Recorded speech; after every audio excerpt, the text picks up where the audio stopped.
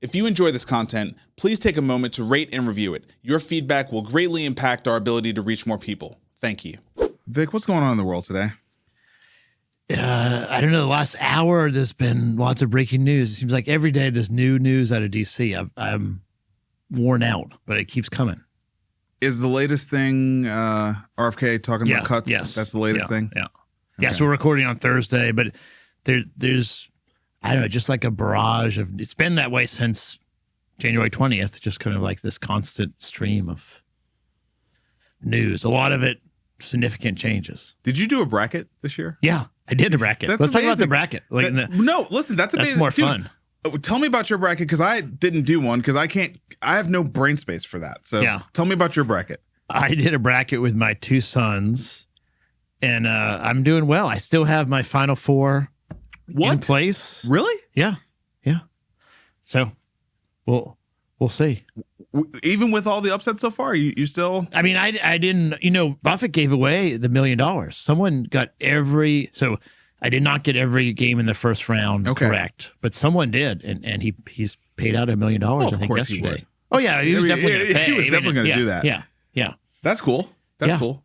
Yeah, so we'll see. The games are going to start up again tonight. Yeah, I'm looking a lot of SEC teams in it. Yeah, I mean, this is kind of the thing. I mean, I was so happy to see Notre Dame win the National Football Championship because of how stacked the SEC is just getting in every single sport. I mean, it's just, it's totally crazy. Yeah. The stuff that's happening at the college level. There's some stuff happening in soccer right now. NIL in the portal have very much completely turned college sports upside down. Yes. Like the number of things those two things created. Yeah, I think for the worse, but people would argue both ways, but definitely changed it around. I mean, it's probably for the better for the families of the athletes. Yeah, maybe. It's probably on net better for the families of the athletes. But if you're just a fan. Yeah.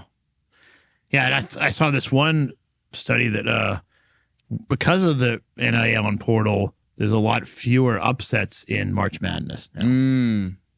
Just because the little schools don't have as much. Yeah.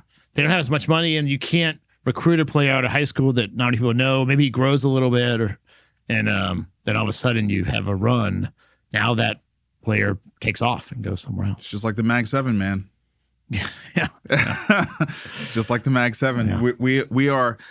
We're approaching peak capitalism, man. I tell you, we are.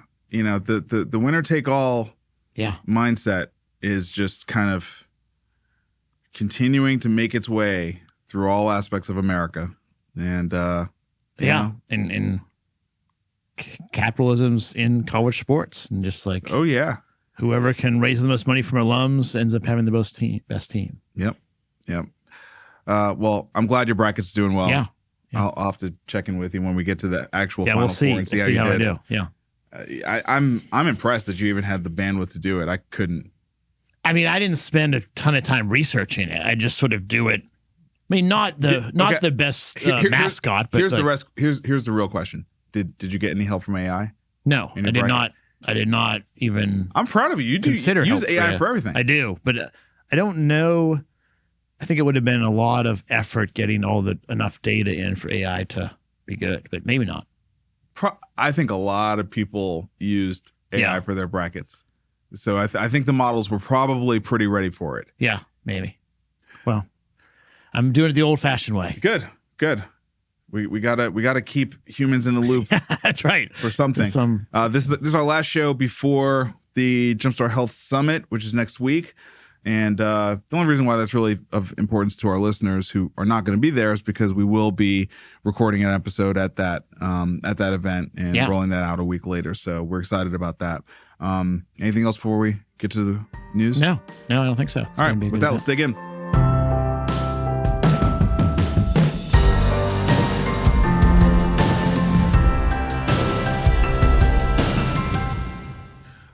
First, starting with home sales rising 4.2% in February, beating expectations. That's somewhat surprising. Yeah. I was not expecting it to creep up like that. It's not a huge jump, but more than expected, and positive sign. Yeah, 4.2% increase in existing home sales, 4.26 million. I don't know. I mean, I think on one hand, people are settling into the idea that you're not going to be able to wait it out when it comes to rates. Mm-hmm. I think there may also be a sense that your job may not be as stable, and so if you want to buy a house, you might need to go ahead and just buy the house.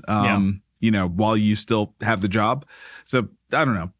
I think there's a lot of things that this data point could tell us. I'm not exactly sure what it tells us, but for the realtors, I'm sure they're happy with it. Yes. Next up, Trump announces 25% tariffs on imported cars and car parts. Saw this come up on LinkedIn. It was the first place where I saw this news. I guess maybe 2 weeks ago, I was on X and I saw Elon reposted that Teslas are like one of the only car makers that are 100% made in the United States, and was sort of showing the breakdown between parts, labor, and assembly, and all those kinds of things for all the other car makers. And it was not a complete exhaustive list, but it was Tesla against like 6 other very big names, and Tesla was the only one where sort of all 3 of those categories were presented as being made in the United States. So you have to wonder whether or not any aspect of this is, obviously it's a natural thing for Trump to focus on from a tariff perspective. Automakers, there's a lot of sort of different parts and components, and a lot of pride in where a car is made. Yeah. But also Tesla's been hurting pretty bad over the course of the last month or so. So, you have to wonder whether or not there was any embedded support here for Elon from Trump in this move. Yeah, I mean, I don't know about that. I think there probably is some influence there. But I think the main thrust is that they want to try to get America building things again, and cars is probably the most visible thing that's connected to, you said, the pride in U.S. manufacturing. And in Tennessee, we build a lot of cars, and it's not just in kind of the classic Midwestern states, although certainly there's a lot of car building there too. So I don't know. I mean, if it drives foreign manufacturers to put facilities in the U.S. and do more parts here, then it will be good. If it turns into a tariff war and we're all basically taxing each other, that'll be bad. That's sort of the case for all these tariffs, I think. So. This might be a good point to bring up. I mean, things are happening. It's crazy how fast things are happening that now we do a show every week. And I feel like there's some stuff that happens in between the shows that it kind of gets covered in the larger news cycle, and it kind of dies out by the time we get to our show. Yeah. But maybe 3 things I want to bring up. The 2 All-In interviews with Scott Bessent and Lutnick, and the JD Vance speech at the American Dynamism conference from A16Z in DC. Those are all at least posted Friday, Saturday. Yeah, exactly. So less Lutnick, maybe more Bessent to really sort of hear the articulation from our head of Treasury around tariffs, and sort of the thinking on that. I thought he came off very, very well in that interview, and I thought he's a great representative for Trump on these matters of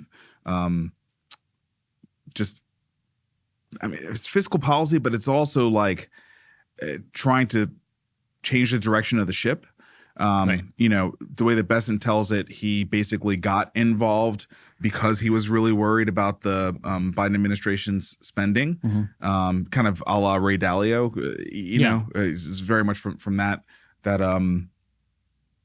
song sheet.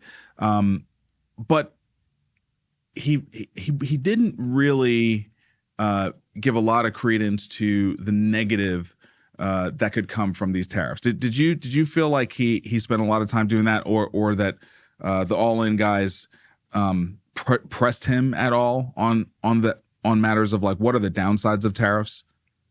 No, it was a not a promotional speech, but he was giving his perspective of what the administration is attempting to do with economic policy. Yeah. And I agree that he's a very strong member of he might be the strongest member of the cabinet. He's very strong. And he's a market participant. Like he's been in hedge funds trading for his account and for his fund's account.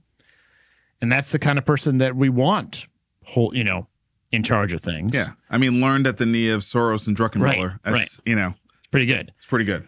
And I'll say that there is this belief system that I think comes down from Trump that you wouldn't sign up to be in his cabinet unless you at least got comfortable that we're at least going to run this play. And whether I think it's 50-50 or 80-20, I don't know, but you shouldn't join Trump unless you're willing to sort of do that thing. And my interpretation of that is America is a very large economy, and we have a strong military, and we can demand that other countries are respectful and are fair with us, and we think some of these aspects have not been fair for years, and we want to correct that.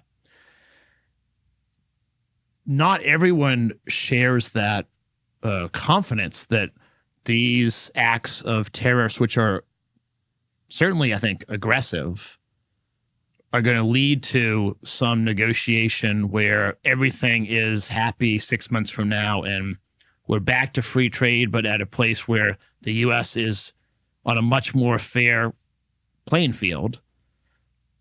If that pans out, that will be great. It's certainly not 100%. Yeah.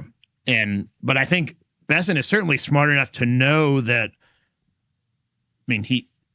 I'm sure he has studied tariffs in history, and it can go badly too. Yes. But I don't think he would say that if he was going to say that, I don't think he would join the cabinet. I think he's like trying to put this position forward, and he's doing it in a way that is, much more credible than how Trump talks in those sound bites, because he knows that's what most of his voters, I think, that's all they listen to. Right.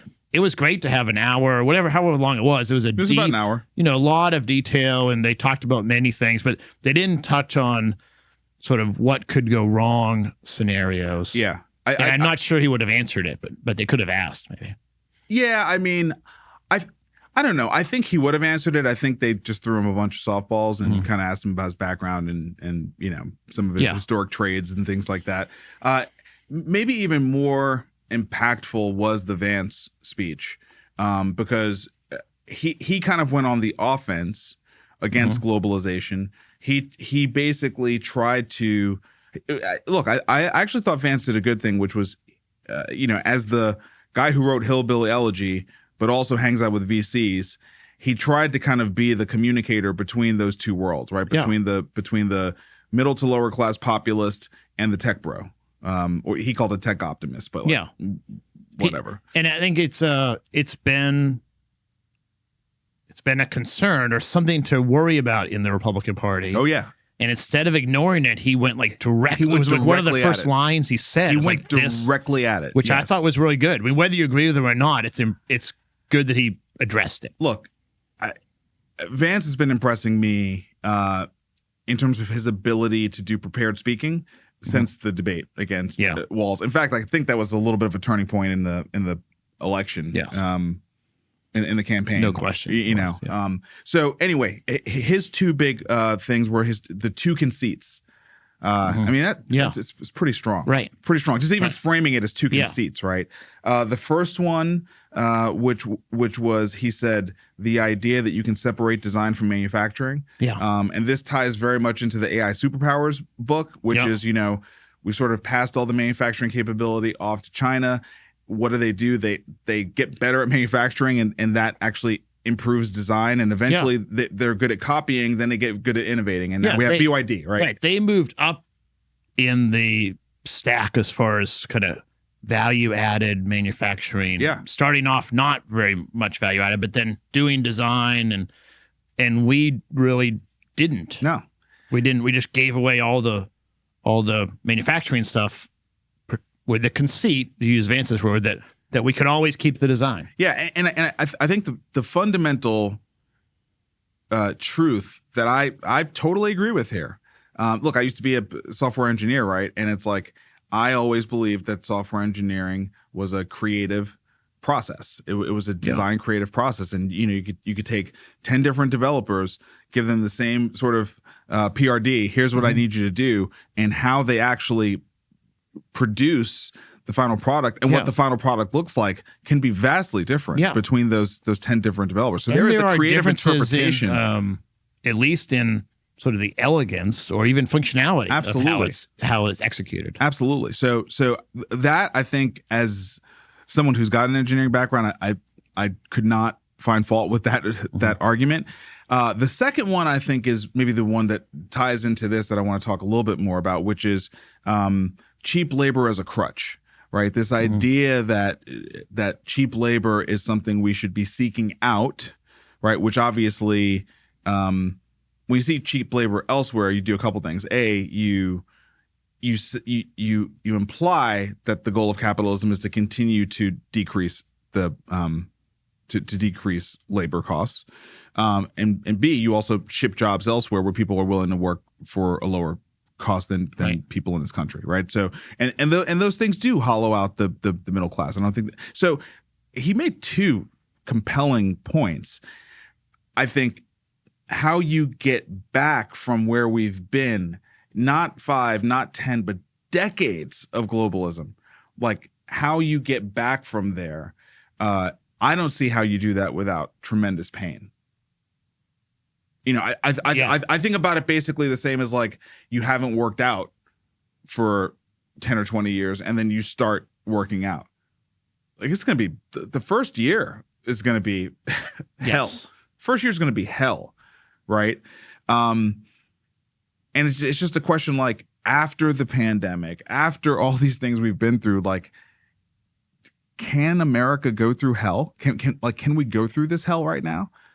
I just think it's a question, Yeah, I part of the reason it's frustrating that there is no Democratic leadership debating Vance, whether it's directly or in party. other party, Democratic Party, okay.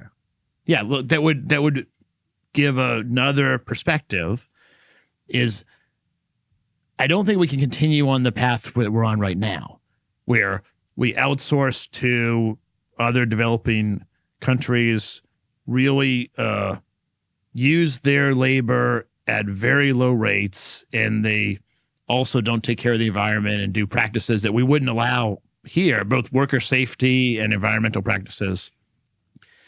And then we benefit from having cheap goods on the internet or in stores. Yep. But that Vance talked about this, that loss of purpose. Like, okay, I can get a T-shirt for $2, but what am I doing with my life? Like that loss of like, I have a job that I'm proud of that I do, and it gives me some sense of meaning. I think there's something that's important there. Yeah. I don't think it has to be with this medicine. I mean, both Besson and JD Vance are talking about it as like a detox or medicine to like get us back on the right track. I think the status quo doesn't work.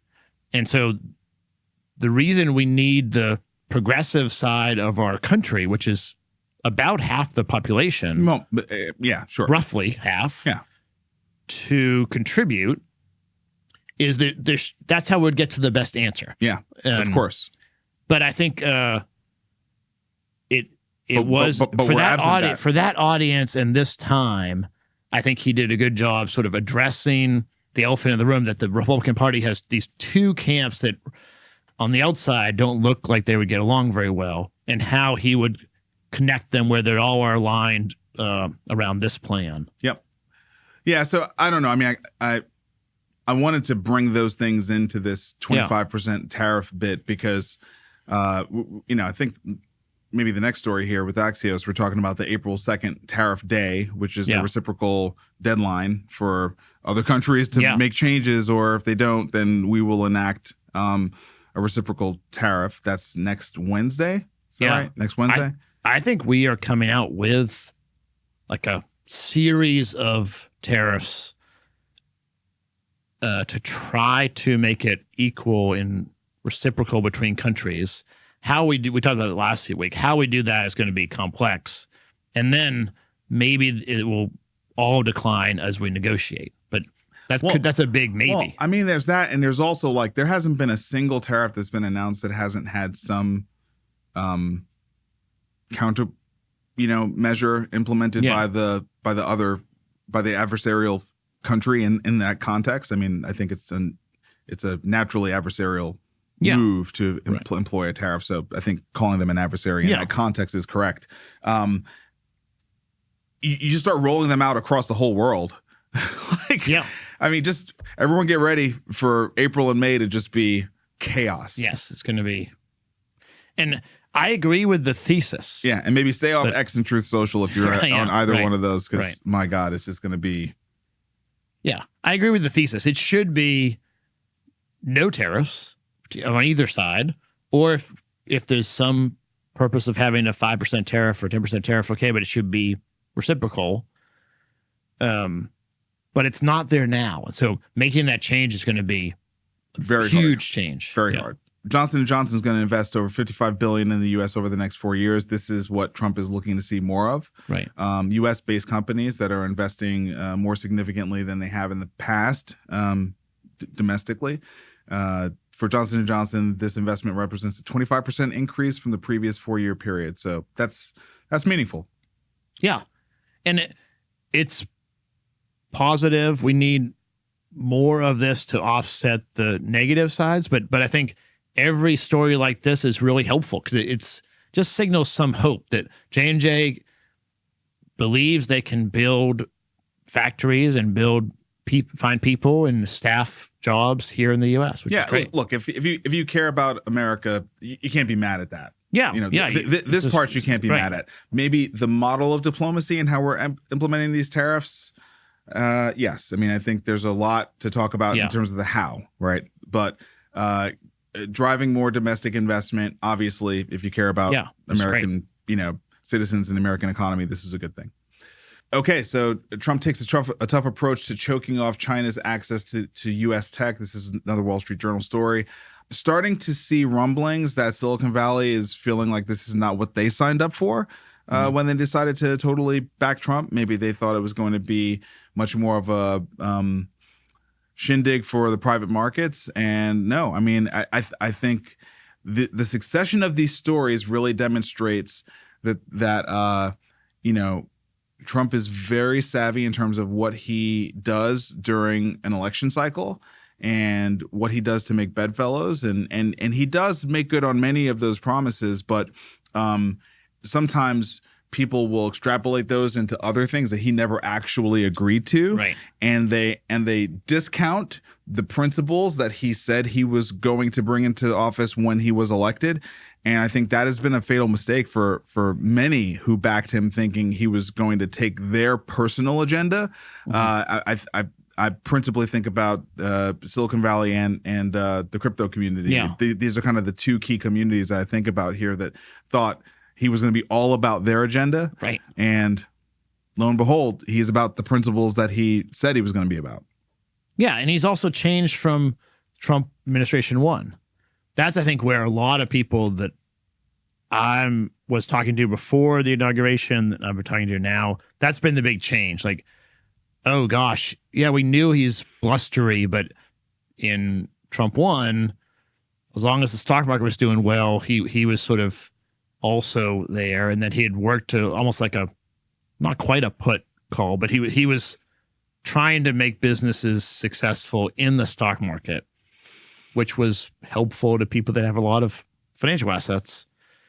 This time around, he's not doing that, and that's a pretty big change. Yeah. So before we go any further, like what's the detail here on the the China access to U.S. tech? Well, so I mean, we were talking about China's acceleration and capacities in AI and how it could be really damaging for the U.S. if they beat us dramatically. It's very similar to atomic weapons or something. If you have an outsized lead in AI, that could be really damaging. So we want to try to reduce China's pace in that. So the NVIDIA chips, and we're trying to reduce their ability to get U.S. technology to compete with us. Yeah, so we're limiting their trade access. Yes. We're not allowing them to buy NVIDIA Blackwell chips. Yeah. And of course, conversely, that will boost Huawei chips. It boosts Huawei chips, and it leads to DeepSeek, where they're like forced to reinvent a whole new architecture. Right. That's the human innovative spirit. So Biden started this. And so Trump didn't start this. No. Biden, Trump set DeepSeek up.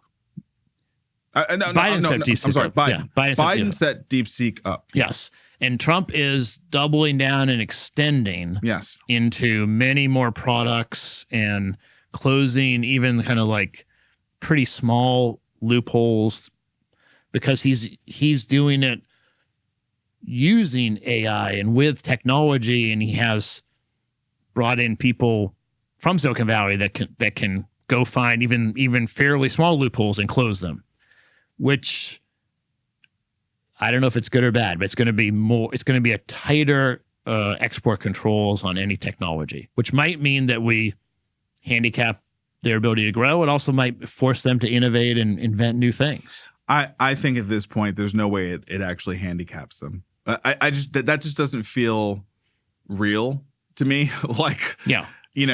I think they're already plenty advanced. Yes. And I don't believe we have that much of a technological edge on them that they can't fix through some crafty thinking, like they did with DeepSeek, using less powerful Huawei chips, but maybe just a lot more of them. Yes. So, to me, it just, I don't. I agree. I don't think it's going to work. Yeah, I don't. I'm not against China it, really, in particular. I just don't think this is an effective strategy against China. Delaware punches back at Texas efforts to lure away companies. So we've been talking for months now about how Elon specifically has been driving corporations away from Delaware and to Texas and Nevada, but principally to Texas. And we've seen and talked about the Texas Stock Exchange, which is really New York Stock Exchange, setting up an office in Texas. NASDAQ, last week we reported on them, moving an office to Texas, to Dallas, I think it was, for Y'all Street. And so the governor of Delaware realizes this is their cash cow and has basically put a new law in place to basically address what that judge in the case with Tesla and the shareholders got wrong, per at least our analysis, right? Which is basically limiting the ability of minority shareholders to sue the majority shareholders of a company, specifically the deciding shareholders, which are usually founders, right? Even if you've got like multiple different classes of stock, and there may be many more sort of in the B class. The A class holds the decision-making authority, and they're starting to implement laws that will limit the ability for the shareholders to sue the company. So it's interesting, right? It's like they're not holding the line. What they're instead doing is they're saying, we're going to be more like Texas. Right. Yeah. That's what they're doing here. Yeah. I mean, that's probably okay, but it seems like, Elon won. Or the corporate power should be held by controlling shareholders. One, we should have a legal person maybe talk through it, but there might have been a reason why this law was there, and it could have been interpreted differently in this particular case. It feels to me like they're letting one high-profile case change the whole structure, but that's what they're doing. And I think it will stop some of the people fleeing out. Well, I don't think it's just a high-profile case. I mean, I think this tells us what the news stories haven't been able to tell us, which is that, in fact, companies have been going away from Yes. Delaware Definitely. and moving to Texas, right? That they are losing business. Yeah. I think that's clear from the fact that they made this change. Yep. Moving into VC, Navaa lands $55 million from Goldman Sachs. This is a Series C round of funding. It's a clinical intelligence company. This round was led by, in addition to Goldman Sachs, Vertex Ventures Israel, Grove Ventures, Alive Israel Health Tech Funds, obviously an Israel-based company, or at least founded in Israel. Total funding now for Navaa is $100 million. This round's gonna accelerate the development of AI tools to help providers with visit preparation, pre-charting, diagnosis, capturing, and automating documentation. Yeah, and so it's going full steam at sort of being a co-pilot for the doctor in the clinical setting, helping with differential diagnosis, helping prepare for the visit, helping charting and follow up. It's like it's a doctor co-pilot. Yep. Which I think is good that we are seeing this, and there's a lot of things to consider with that.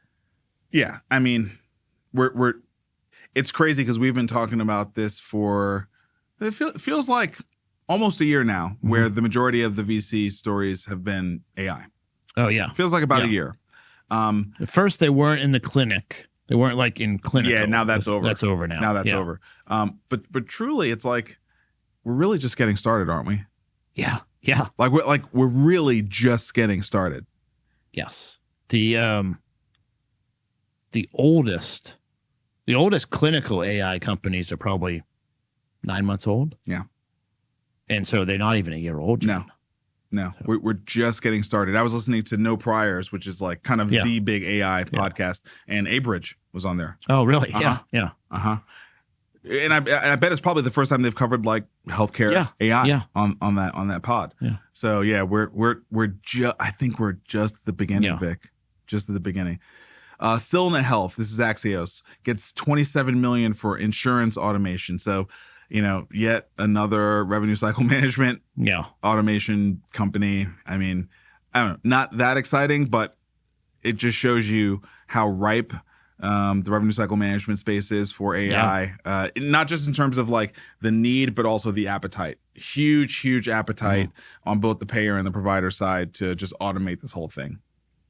Yeah, revenue cycle's been the easiest place to look to gain efficiencies and get some better cash flow for 15 years. Yes. And I like Axios's comment. It's at least the seventh major health revenue cycle investment round that they've covered since last summer. So there's all these new rounds, new companies getting started, which is good. There's a lot of options, but I was talking to a guy yesterday in the revenue cycle. He said, hey, it's just overwhelming. It's hard to even evaluate what to look at. Yeah, I don't, knowing all the stuff that's going on in the space, I would not be all that excited about investing in one of these companies. And again, this is why I think we're just getting started, because I think people have tackled, when we first started talking about a lot of AI, it was all like rad tech, Now we've been basically talking about scribes and revenue cycle management nonstop, and it's interesting that Navaa was a little bit more across the board in terms of all the things they're working on from an AI perspective. But yeah, we're just getting started. I think. Startup insurer Arlo raises $4 million on back of AI powered underwriting. Yeah, so this is pretty interesting. This is there's just different ways you can point AI, right? So instead of using it to figure out how to treat a patient or do revenue cycle, they're using it to kind of crawl through all the claims for an employer and then underwrite the risk more effectively, and then either help the employer rebid it or maybe take it self-insured, or just be smarter about how they do it. They have a partner that will take the kind of co-insurance as well. So it's an interesting use case. Yeah. Series of stories here from Wall Street Journal Pro. First one, health tech VCs look to AI for next wave of returns. I mean, this is like a hope story. I mean, we're all hoping to have big exits, and I think probably health tech VCs are like every other VC. Yeah. Maybe a little worse. Maybe. All right. Two of a kind founder of snack company seeks to back next big consumer health startup. Daniel Lubetzky invests in health and longevity companies through Camino Partners. So I like this guy. I've seen him in a couple of different podcasts, and he's a big thinker. Like, he's got a pretty non-traditional background. He created the Kind Bar. Which Right. I think when he did it, nobody thought it was going to be anything. Yeah. And it's a multi-billion-dollar company that sold for $5 billion. Sold to Mars. And he's out here looking for things to do to make the world a better place. That's kind of his entire focus. And so it's good to have him added into the group of people who are going to be investing in longevity technology. I think that's good. Yeah. And longevity is a really interesting market, because you have people that believe they can do A, B, C, and D and live to 150. Yep. And so that can feed a lot of excitement and a lot of revenue and growth in the space that could be really good. Yep, absolutely. All right, this is an important one. Andreessen Horowitz aims to raise a smaller biofund. The firm seeks to raise $750 million for its next life science and healthcare fund, half the amount collected for the strategy in 2022. So, this is the kind of thing that you want to be careful about reading too much into, because there could be all manner of reasons why they're doing this, and we're not inside of their office, right, deciding what the right strategy is for how you size a fund. Okay. We know that they are massive believers in AI, and it could be their belief that AI is going to dramatically lower the cost of drug discovery and development, and that it just should not take as much capital to start the next one. So, yeah, it could also be that they're not putting any AI investments in this fund, or I don't know how they structured it. Yes. Like you're saying, that we don't have the inside scoop on it. But half as big as last time is a significant change. It's a data point to watch and see if any of their other funds, they manage many funds. Yeah. If any of their other funds end up being smaller than the last vintage. Yeah. If so, that would indicate that even the mighty Andreessen Horowitz is not exempt from the lack of liquidity in the private VC markets. Right. Yeah. I think probably both are true, but I don't think anyone's exempt from the lack of liquidity. Doesn't feel like it. Doesn't feel like it to me. All right, moving to fierce healthcare. Duke-Margolis launches a council to build health-focused frameworks for private equity. So this is kind of the academic world trying to step in and, from a think tank perspective, it feels like here, try to help private equity clean up its act in terms of the way that it approaches healthcare. Yeah. That's right. I don't have a lot of confidence that it is going to be listened to by the entire private equity market. Right. I'm sure there'll be some private equity firms that are fine with this, but it's a pretty large and diverse set of people in private equity. Cerberus, who did, they lead with, because of the implosion at Stewart Health, it's a poor example. We need to set a better framework. Yeah, and also a recognition that private investment is really important in healthcare. And I think even more now that the government's pulling back so much, you're going to need these private dollars. Otherwise, there's going to be a lot of implosions happening in the healthcare ecosystem. So, look, I certainly applaud the initiative and the why behind it. Yeah, I agree. And then you're probably correct in just acknowledging capital animals are, capital animals. So, yeah, I mean, it either is legal to invest in anything in healthcare, or it's only legal in this framework. Right. And I don't think they're going to have that kind of strength. Influence. And so you're just going to be asking, some of the most financially oriented incentive folks to please follow these guidelines because we're asking you to. Yeah, I mean, it feels like ESG to me. Yes. RFK Jr. prepares 10,000 more job cuts across HHS, outlines office consolidations. When you pair that with the early retirement and fork in the road offering from early this year, HHS will decrease its headcount by 20,000 members. Yeah. This is the story that just came out a couple hours ago. It is, they're cutting from 82,000, I think, to 62. So it's a significant number of people, and it's also a significant percentage. We have it, and we'll put it in the show notes. Robert Kennedy did a 6-minute thing he published on X just to get his story directly to the people. He says a lot of nice things. It's hard to know what's true and what's not true, right? So he's saying there's duplication of departments. I can't quote it exactly, but maybe there are 18 different HR departments, 15 different IT departments, and we don't need all of this duplication. Yeah. Which sounds right, but we also, I think, need to recognize we're losing a quarter of our staff at HHS. Yeah. Which is going to be a lot of people. In his talk, he says under the Biden administration, HHS increased its budget by around 38% and staffing by about 17%. So, he's laying out his case. It's worth listening to for sure. And also, that's a lot of job cuts. Yeah. That's a lot of job cuts. All right, here's a story from the Wall Street Journal. And, I think we're going to get more of these. It's not like we didn't have them before, but now there's a lot of, I think, appetite for these kinds of stories where you're talking about fraud, waste, and abuse, or it's probably waste is probably the correct thing to frame this particular article on. And I think government workers starting close to the top are also kind of like trying to get these stories out. Yeah, probably.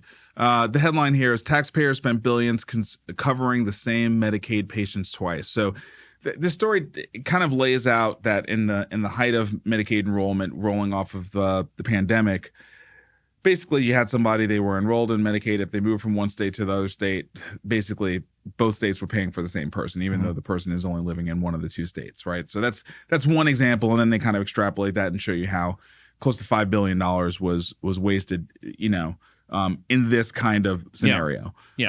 Kind of two states covering the same person. They do a breakdown of the different payers and how that waste laid out.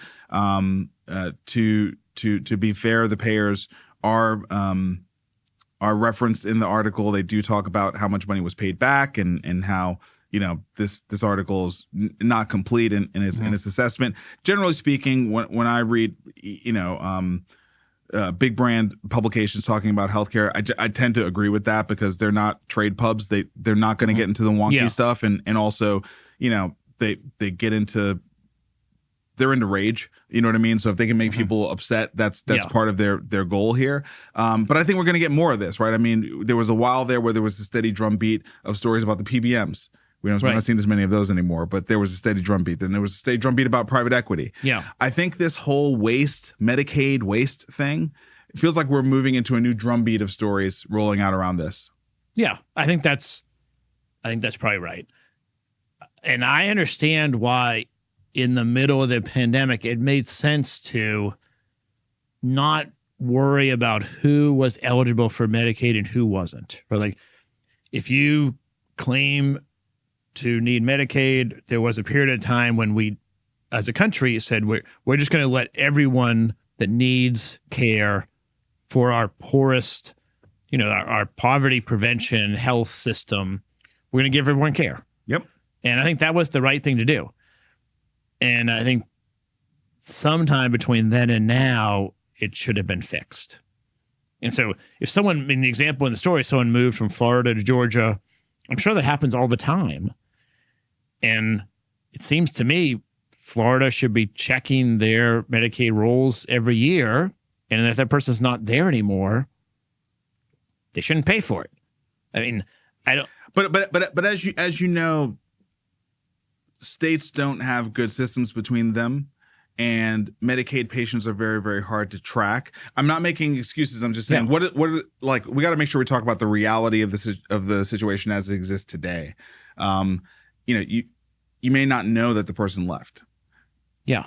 Or there may be some delay in you actually finding out. And while that's happening, you're still rolling out payments, and then you kind of have to, go ahead and clean that up.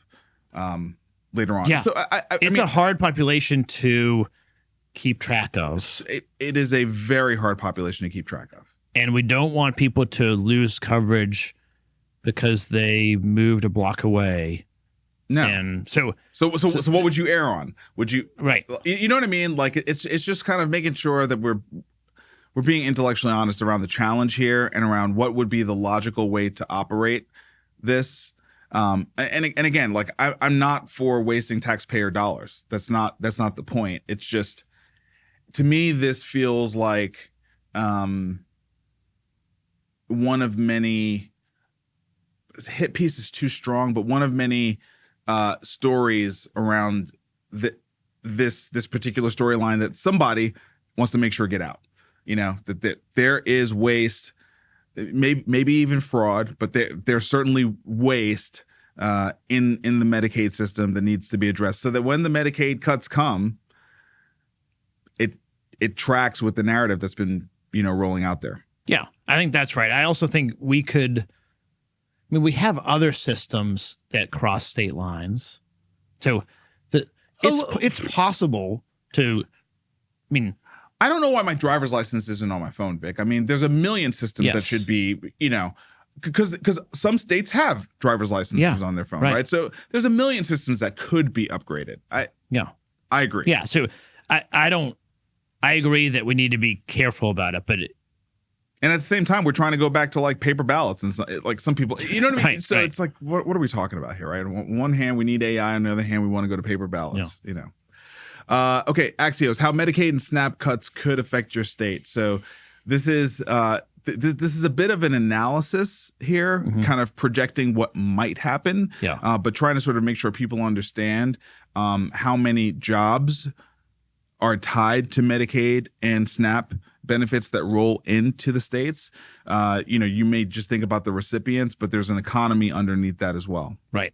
Yeah, and the effects are not evenly spread. So for people that aren't watching, there's a map of the U.S. and New Mexico and Louisiana, Kentucky, Oregon, and New York are going to have the most projected job losses, which was surprising to me. I didn't realize. I just hadn't really thought about it, but I guess it is concentrated in different areas. Well, I mean, I think the surprising thing is that the concentration is spread out. It's not regional. It's like it's. And I can't even. It's not easy to see what they have in common. Yeah, what's the pattern here? They're all over the country, literally. Yeah. So there's something about those specific states and decades of policymaking that they've been doing to build infrastructure around those federal revenue streams, right? Yeah, how they dispense the money or how it's set up or something. Yeah, exactly. But it doesn't seem to be blue or red. It doesn't seem to be regional or anything like that. It's just kind of some states versus other states. Yeah. Right. So something to track for sure. Back to fierce healthcare. CDC Doge claw back $11 billion in COVID-19 grants nationwide as the agency roots out censorship contracts. So, I mean, this narrative around everything that was happening on big tech in particular, I would say Google probably got the most emphasis, particularly YouTube, where you'd have a video and it would review your video and then run some type of thing underneath it, a little banner underneath it that would say this video is talking about COVID-19 and the vaccines. The vaccines are safe or whatever. Click here to go to the CDC. It's all of that, right? It's that and everything related to that. Right. That obviously, certainly RFK and many who were behind Trump really hated this, and so this is not surprising at all. Not surprising one bit. No. And I guess CDC was providing grants to Google and other people to fund that process, that they would be flagging things and sending. Now, I have to ask, did you know that? No. Yeah, I didn't. And I'm not even sure that Google is getting money. I just used your example. But Right. But there's $11 billion of grants overall that are, I guess, supporting or funding this, in quotes, censorship. Censorship, we were talking before the show. That's a political. It's a politically charged word. I mean, one person's education is another person's censorship. Yeah, that's right. I mean, that's the whole misinformation, disinformation conversation that we're not litigating that at all. We're just saying it's clearly political football at this point. Yeah. But another billion, another 11 billion, another 11 billion, billion here, a billion there. It's going to be real money. That's right. The Senate confirms nominees to lead the FDA and the NIH under RFK Jr. So this is Jay Bhattacharya and Marty Makary. Yeah. They both got through. Not really surprising. No. And I think they both seem like pretty good picks. Now, look, these two in particular, I would say were solid prior to any involvement with RFK or this administration. Yeah.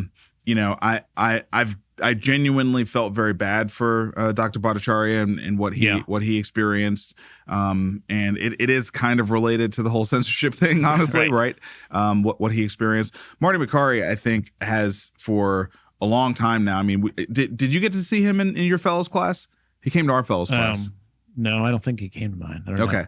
I mean, he's sharp, man. Yeah. He's sharp. And he's been a critic of the healthcare system and all the ways in which it should be serving American citizens for a long time before this. So I don't know that he had aspirations to sort of lead the FDA. I was actually kind of surprised. He felt a little bit more like a CMS guy to me, but he's not quite as high profile as Dr. Oz is. Right. But he's a sharp guy. He's a sharp guy, and it's interesting that his confirmation actually pulled more Democrats in. It was not a pure party line vote. So both these guys are pretty sharp. Yeah, pretty sharp guys. Yeah, but I mean, you could say that Bhattacharya has got a bit of a grudge. Given what he experienced. Yes, I think it would be hard not to. Yeah. All right, so I'll let you take this one. This is a story from the New York Times talking about it's really bioethics around embryos. Yeah, it's bioethics.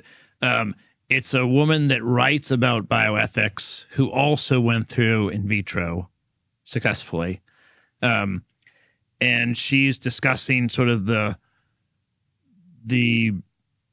prevention of scientific investigation beyond 14 days of life, and that there's a lot to consider. And there's a lot we could learn that would really be beneficial in medicine in those early weeks and months.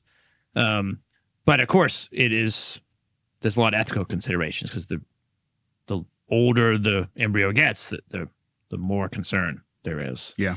And so there's a long story in the New York Times about that. But she has a pretty interesting perspective because she's kind of seen it from both sides. That's why I found it interesting. There's just a lot to consider. And I think the world is changing quickly. We have talked a ton about AI, but biotech and sort of all the things coming off biotech like this, with CRISPR and genetic engineering, is right on the heels. It's probably 3 years behind AI, but that's like, in another year or two. No, and truly the only thing holding that up is the bioethics, and I think really the religious sort of implications of it, right?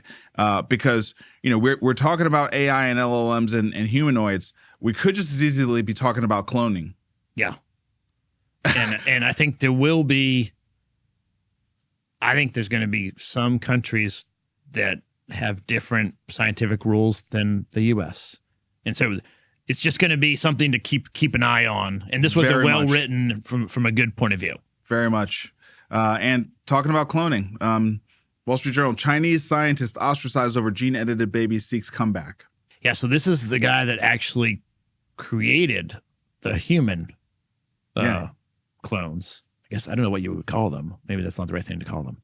But he got in trouble. Cloned humans. Cloned humans, and he got in trouble for it.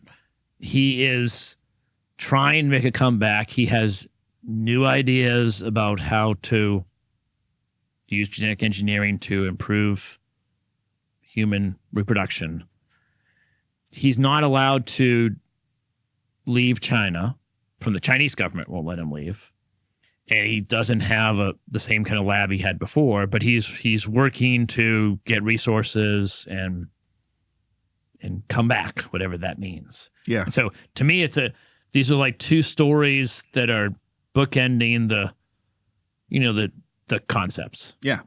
He posted on X on March 11th that ethics is holding back scientific innovation and progress. He's been dubbed by international media as China's Frankenstein. So, I mean, I think that the precarious place we have to just admit we will find ourselves is just as we are all walking around with supercomputers now.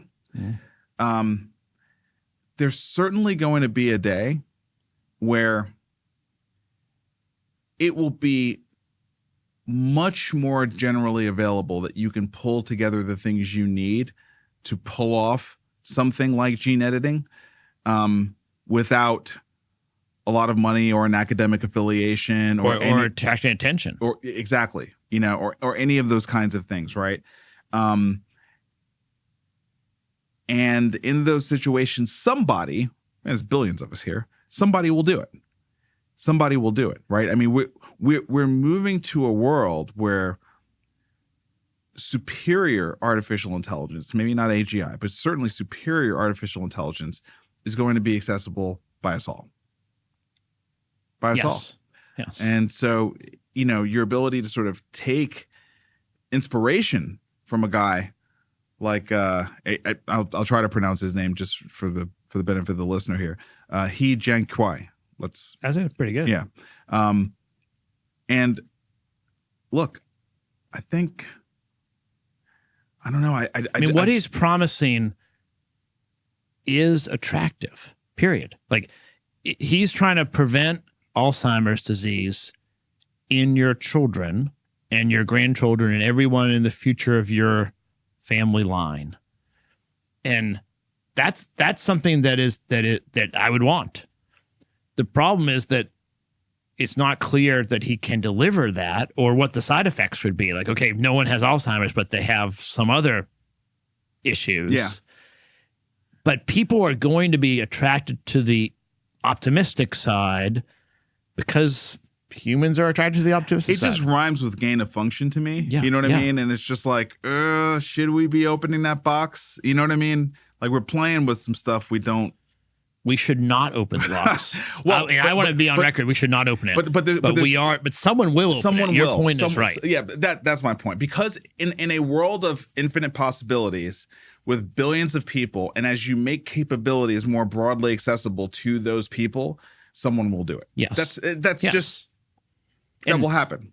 And it might be really bad with, children that are not really very healthy. But it also could be another version of bad, which is we have wealthy people that can give their kids higher IQs, better athletic ability, whatever they want to program in, but it's only open to some subset of the population, which also has a lot of negative repercussions. So I think it's bad all around, but at the same time, it's likely to happen. Yeah. All right, Optum, CVS, and Express Scripts GLP-1 programs entice employers, so they are putting a little wellness protocol in front of the GLP-1s to try to manage costs for the employers, and saying that they want to see employees not just take the GLP-1s, but also get engaged and go into the gym. Yeah, I mean, I think on the balance, it's good. I mean, it is a good practice to have exercise and eating, lifestyle, nutrition plans when you're also on a GLP-1. So putting that in front of it and making sure that they're committed before they get the drug, I think makes sense. But the other thing is it reduces the utilization. Reduces utilization, yes. So it's kind of both end. Yeah. Hospitals establishing hubs for digital health operations. This is just kind of a cool story, especially the pictures here in this modern healthcare story. It just shows control centers, basically. Yeah. various nurses. At least that's what it appears to be here as a nursing team. And they're all sort of looking at these huge screens, and they're all in a row here. And it looks like they're driving a command center, probably, controlling and tracking an entire floor of patients.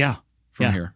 Yeah. At Vive last year, I guess 24, the CIO or someone at Guthrie presented sort of their monitoring.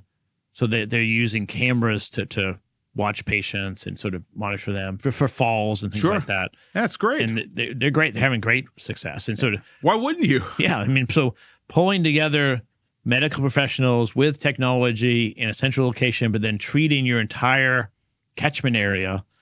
Every health system should be doing that. I don't know why it's not common. No, it's very cool. All right. Sad story of the week. 23andMe finally files for bankruptcy. CEO Ann Wojcicki resigns, and it's all sorts of stress and chaos for the customers of 23andMe as they're trying to get their data off the platform. And yeah, not great. Yeah. I mean, this is a sad ending to a sad story. I mean, it was exciting for a while, but they never really built a business that could work. And the motivation to figure out where my ancestors from, that doesn't last that long. It's not enough. You learn that. Enough. Well, you learn that, and then I know, and then you don't need to pay the monthly subscription for that anymore. Yeah. So there wasn't really. It just didn't play out to a real business. Yeah, I mean, to me, it just feels like it just got way out in front of where we actually are with genomics. Yeah. And I actually think like the interface and the branding and the customer experience was actually quite good. I just think they were way out in front of where the market was for it. Like, the healthcare industry is not engaging them. The research industry is not engaging them. They didn't have those things locked in. So, this is one of those like build it and they'll come. Let me aggregate all of these genomes, and that will be sufficient for me to sort of encourage these industries to engage with me. And it simply didn't do it. Yeah, I think that's right. I think the bigger thing that this is going to do is it's going to question all genomics-based businesses, all biobanks that are not sort of embedded inside of a health system or something like that. Just anything like that, you're going to look and you're going to say, why would we walk down the same path as 23andMe? Because honestly, it doesn't really feel like it was a completely mismanaged business. It was just more there wasn't a business there. Right. There wasn't really a business there. Yeah, I think that's right. And you trust this company, but then when they go out of business and go bankrupt, it's going to be bought by someone else, and that's why all the customers are trying to get their data out now, because who knows who's going to purchase it. Yeah. So things can go bad in the business world, and this is one of those unfortunate stories. And I personally, I hate to see it. I really liked 23andMe as a concept. I thought their execution in terms of customer experience, branding, what they did, what they were able to generally maintain in terms of security. They didn't have massive high profile hacks or things like that. Right. I think they did a lot of things right. Just there wasn't a real market there. Right. There wasn't a real market there. So unfortunate for sure. This is a pretty cool story. You want to take the lead on this one? Yeah, sure. So a figure skater, her name is Amber Glenn. She had a career, which happens to a lot of athletes, that she would perform very well in sort of the preliminaries or lead up events, but she never really won the big events. She kind of choked, or she couldn't win the big world championship events. And so she went and talked to her trainers and sort of rethought how she would approach it. She started doing biofeedback training to really kind of put her body into the experience where she's all kind of keyed up and, fast heart rate, exercising really well, and then be able to calm herself down. Like you would practice anything, you can practice getting control over your internal process, your heart rate, your mental state, your brain waves. Right. And she has not lost in, I think, 10 months. She's just like killing it. Yeah. So I think it's interesting. I really like the intersection between like sports medicine and psychology in general. So I was interested to see her doing this. I think biofeedback training and meditation is something that there's a lot of promise for. I haven't spent enough time on it, but I want to learn more about it. Yeah, I'm big on this stuff for sure. Big on neurofeedback, big on biofeedback. I'm just now getting back into meditation. I did my 3rd meditation session this morning for the week. And I mean, I go on these like stints where I'm like good for like a year, and then and then I'm shit for a year. So I've been in like a not good for a year kind of period. So I'm trying to kind of get back on the boat. I like yoga or more like moving meditations. I find that more easy to stick to. But yeah, it's not the same. It's not the same benefit. It's not the same. Right. Like the thing that I noticed just on day 3 is, I think you just get a better sense of like the soundtrack of thoughts running around in your head, and you know, I've been doing it long enough that it doesn't take me that long to catch it. I don't judge myself, and I can observe it and be like, oh snap, man, these thoughts are like on repeat. Yeah. You know, so it's just something to know. It's just helpful to know that you've got certain soundtracks that are going on, and you think they're not you. Yeah, that's the benefit I've found when I've been able to do it, is like getting even just like a little bit of distance between that soundtrack or my thoughts and then what is really me or what I have to take action on. They're not the same thing. They're not the same thing. Right. Yeah. So this stuff is awesome. Obviously, as an athlete and you know someone who kind of learned how to compete as a child. So I don't as much understand how I do it. Yeah. But I know other people who actually compete quite a bit but struggle rising to the moment. When, you know, in the training room or in practice, they're unbelievable, but then they go out on the mats and they can't quite deliver the same performance there. It's a pretty consistent thing amongst athletes. And it would be great if we could figure out a way to unlock that. Yeah. Because it would translate into performance in more than just this area. I think it would translate into relationships and you know, the workplace, et cetera. Right. Here's another sort of Health in Us story. What happens to your brain when you retire? I think this is going to be a bigger story than most people think it's going to be, because AI is going to force some early retirements, unfortunately, or at least people needing to reboot their career and rethink what they're going to be doing. So it's probably worth thinking about what happens when either you retire or your job is retired for you. But what's kind of the key takeaway here? I think the key takeaway is that a lot of us, I'm not sure I'm in this camp, but a lot of people are looking forward to retirement. I can take a break. I can not be stressed. I won't have to work so much. I won't have all this pressure. But they don't really prepare for what they're going to do. They're just so excited to go relax that they don't plan for it. And then they don't have anything to really keep themselves busy intellectually. And so you atrophy. Your brain, over a pretty short amount of time, 6 to 12 months is what the article says, you start to atrophy. Mm-hmm. And I think I've been thinking about this a lot. I hadn't connected it until you just did the intro, but I kind of think that in order to keep up with the new technology, it really is about just like trying to fight through the interface or the confusion. It's hard. I don't know how to use whatever tool I'm trying.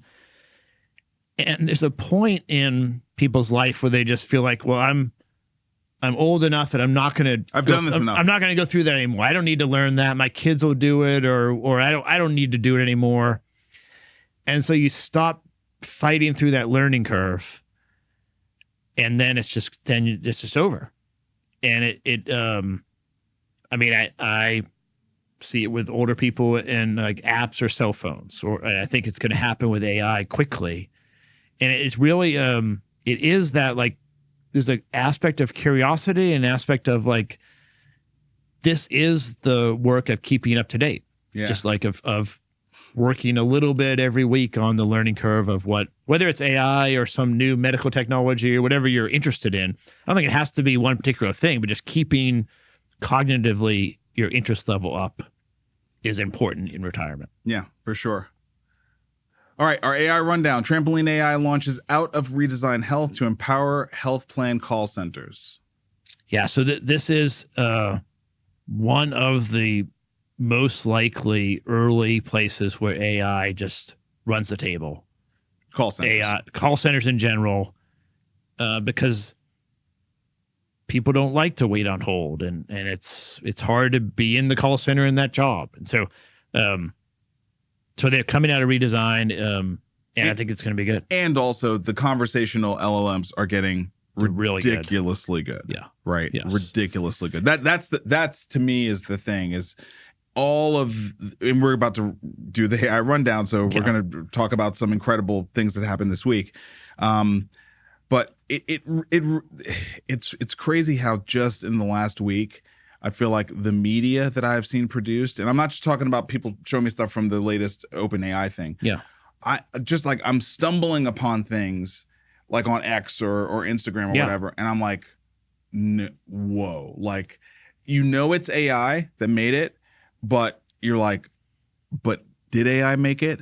And then when you accept that AI made it, you realize how good it is. Like, it's so good. Yeah. And you're just like, oh man, we're cooked. We're cooked. Like, because this stuff is still in beta, Vic. It's all still in beta.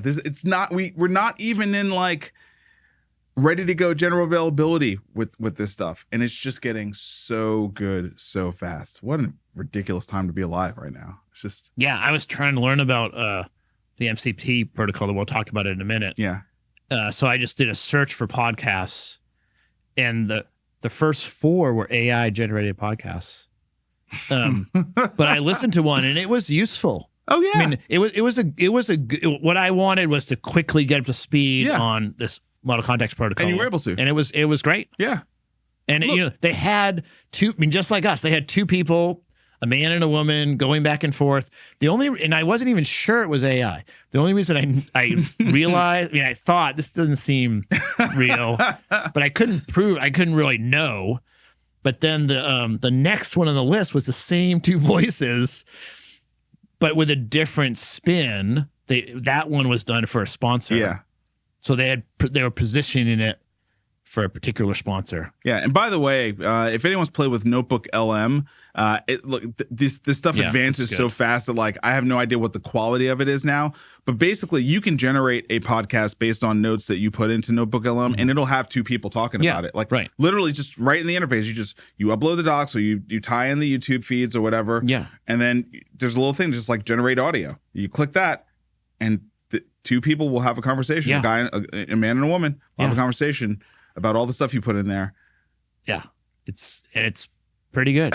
It's just AI-powered databases boost the Alzheimer drug discovery process. This is another Alzheimer story related to, how technology is likely going to be cracking the code on Alzheimer's. I mean, it's starting to feel inevitable, quite frankly, like just the mountain of technologies and the advancements of it. It's like, we're going to figure this out, aren't we? Like, I just feel like we're on that timeline where we're going to figure this out. We're actually going to solve this one. I think there's enough attention and enough sort of compute power on it now that we'll figure out something. Yeah. By the way, this is Oxford. The Oxford Drug Discovery Institute is leveraging AI and knowledge graphs to go through biometrical data to work on finding a cure for Alzheimer's. Yeah. All right, now I think we're getting into our industry stories here. So OpenAI rolls out image generation powered by GPT-4o to ChatGPT. The images are, this is the first one. I've been down on the image generation stuff for a while because it all has this look to it.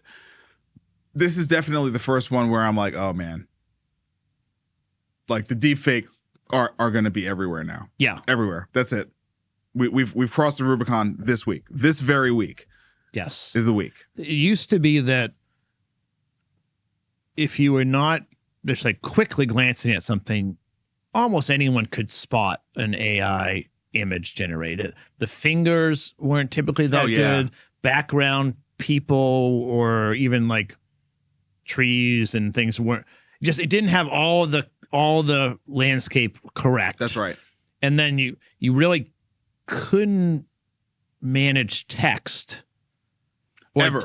The text was terrible. Can't have any text. Yeah, the text was always bad. So and I didn't think about it, but there's a lot of text, just like a restaurant sign, or there's text and all kinds of stuff. That's right. When you try to actually use this, didn't work, and that got fixed this week. So this one, if you're watching online, the four most popular cocktails, and they have a picture of the Aperol Spritz, Margarita, Espresso Martini, and Mojito, and how to make it. And it's really good.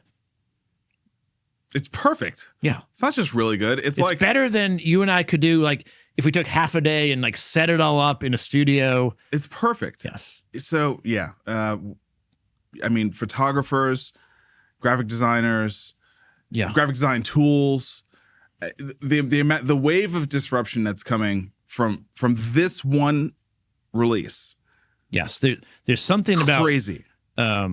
Fixing the text and the colors and the image characteristics together when it moves around the scene, that OpenAI and Google both figured out in the same week, or they released it in the same week. That image that you need for your presentation, we need to see if we can generate it. Let's talk about that later. Yeah, I don't know. I got to catch up with what you mean. FundOS. Oh, yeah. Yes. Okay. We can definitely do that. Right? Yes. Right. I literally just hit me like, why aren't we just like doing that? Yeah, we can do that. Why don't we just do that? Yeah. Okay, great. OpenAI adopts rival Anthropic standard for connecting AI models to data. So this is the MCP, or model context protocol, that you were talking about earlier. It's a little bit wonky, but every once in a while we want to take you guys into the depths of what's going on here with this AI stuff, so you can understand like some of the protocols that are being built under the hood to connect all these systems together.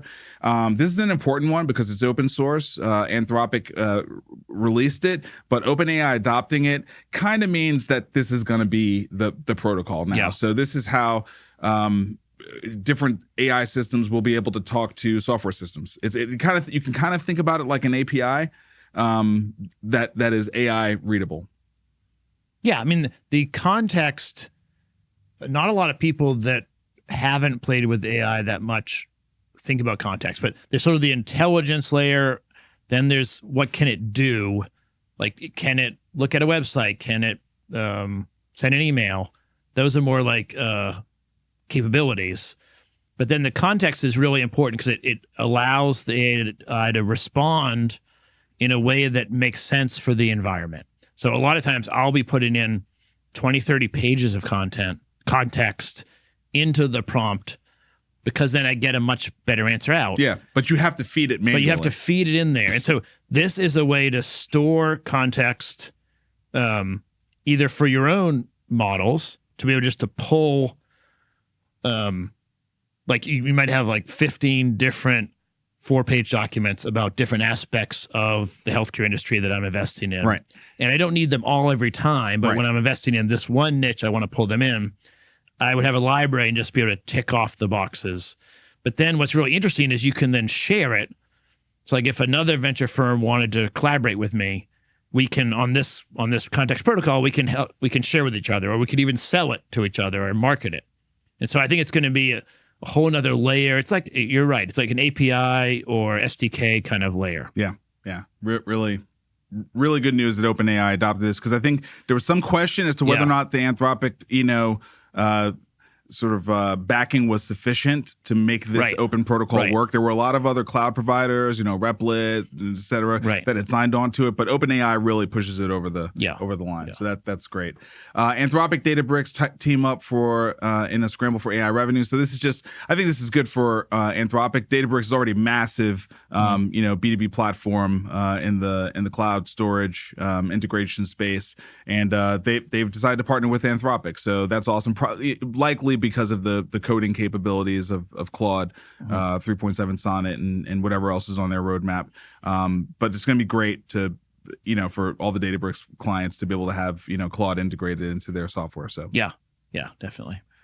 All right, and another Anthropic win. This is one in the courts. So Anthropic scores a win in the AI copyright dispute with record labels. Universal Music Group sought an injunction against Anthropic training against copyrighted lyrics. They basically were saying that there was going to be reputational or market-related harm. And basically the courts denied the injunction, stating that the record labels had not demonstrated how using the material to train had actually caused that harm yet. So this is an injunction. This is not like a full-on suit. This is just trying to get them to stop. I doubt this is the last of it. This is just one court. These kinds of things tend to make themselves present in a series of different, jurisdictions, et cetera.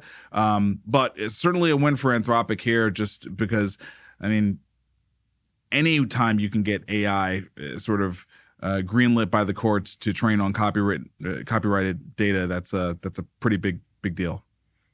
Yeah, I think it is. It's going to be really difficult if you have to show where the damage was done in order to stop the AI models, because after the damage is done, the damage is done. But that's right. They didn't get the injunction because they didn't demonstrate where Anthropic has impaired any of their artists or harmed them. At the same time, I think I can make a Taylor Swift or Ariana Grande song sound pretty good. So it's inevitable. It's just inevitable. Yes, I think that's right. It's just gonna come. It's just inevitable.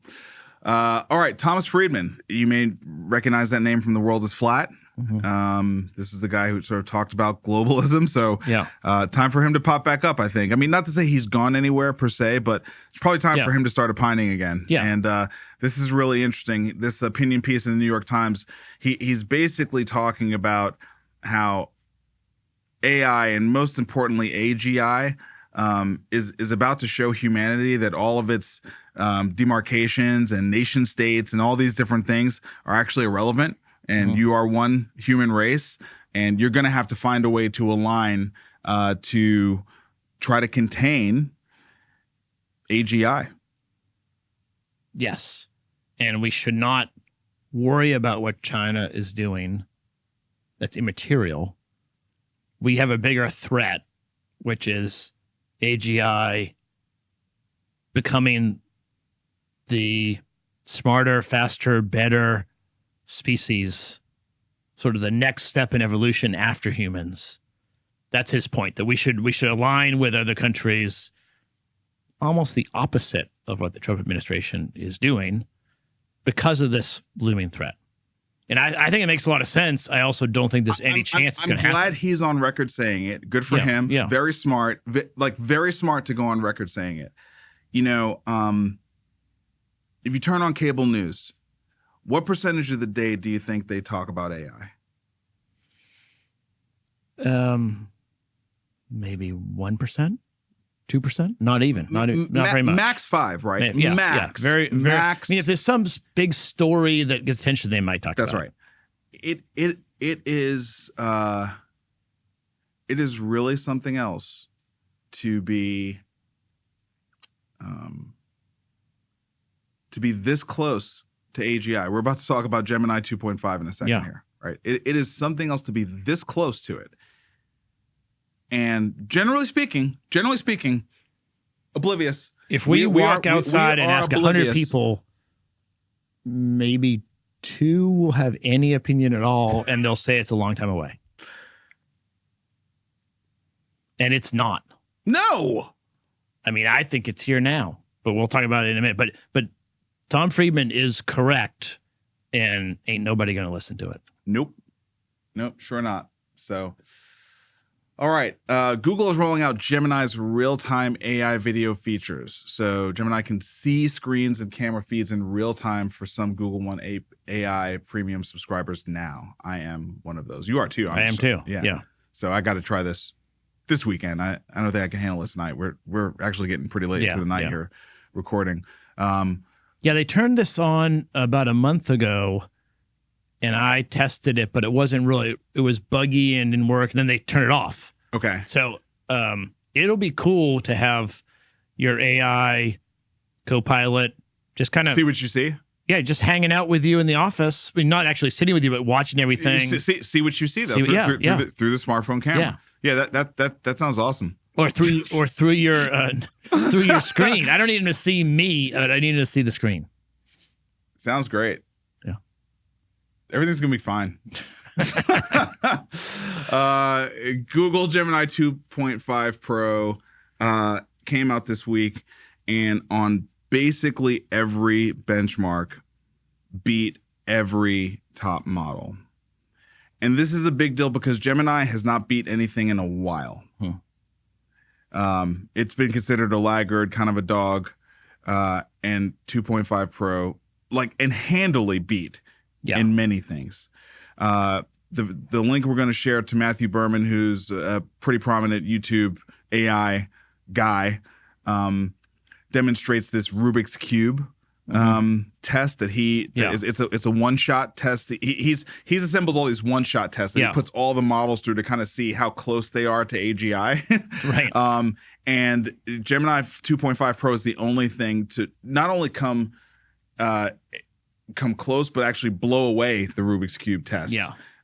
Whereas the other models struggle with it, and they can't even sort of they can't do get the colors. They can't even execute the test, much less run through all of it. So yeah, I mean, we're putting the link in here. It's a long video. You probably can get the gist of it in about 5 minutes of the video. Yeah, if you watch the first, even 3 to 5 minutes. Yeah, 3 to 5 minutes, and you'll kind of understand what Google has pulled off here. And it's just,